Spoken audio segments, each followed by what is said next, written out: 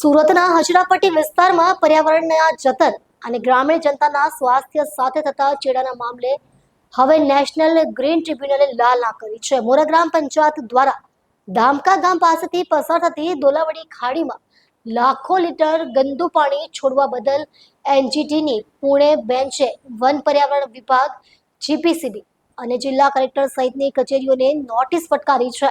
વર્ષોથી ચાલતી આ સમસ્યા અને તાજેતરમાં થયેલા હજારો માછલીઓના મોતના મામલે ધામકાના આગેવાનોએ કાયદાકીય લડત શરૂ કરી છે. સુરતની દોલવડી ખાડી જે એક સમયે જીવસૃષ્ટિની સમૃદ્ધ હતી તે આજે પ્રદૂષણના ભરડામાં છે. મોરા ગ્રામ પંચાયત દ્વારા છેલ્લા ઘણા વર્ષોથી લાખો લીટર ગટરનું ગંદુ પાણી શુદ્ધિકરણ વગર જ આ ખાડીમાં ઠાલવવામાં આવી રહ્યું છે.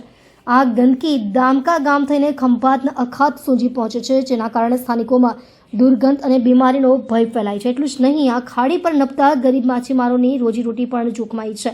વર્ષ 2020થી 2025 દરમિયાન ધામકાના રહીશોએ કલેક્ટરથી લઈને જીપીસીબી સુધી અનેક રજૂઆતો કરી પણ પરિણામ શૂન્ય આવ્યું. હદ તો ત્યારે થઈ જ્યારે ગત નવેમ્બર માસમાં આ ઝેરી પાણીને કારણે ખાડીમાં હજારો માછલીઓના ટપોટપ મોત થયા.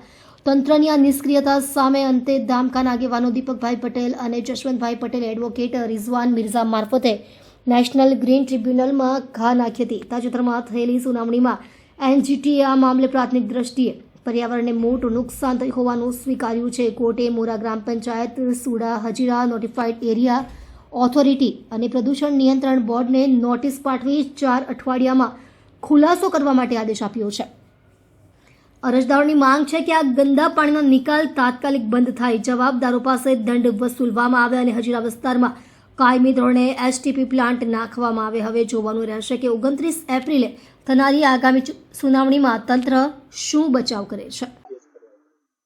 હજીરા કાંઠા વિસ્તારમાં ખાસ કરીને મોરા ગ્રામ પંચાયત દ્વારા છેલ્લા 8 થી 10 વર્ષથી ગેરકાયદેસર રીતે ગંદુ ગટરનું પાણી અનટ્રીટેડ સીધું દરિયામાં છોડવામાં આવી રહ્યું હતું, જેના કારણે ડામકા અને વાસવા ગામના રહીશોને ખૂબ જ હેરાન પરેશાન અને તકલીફ થઈ રહી હતી. આ ગંદા ગટરના પાણીના કારણે ત્યાં સ્થળ પર ઊભું પણ રહી ન શકાય એવી ગંભીર પરિસ્થિતિ હતી અને ગંભીર રોગો ફેલાય એવી પરિસ્થિતિ હતી.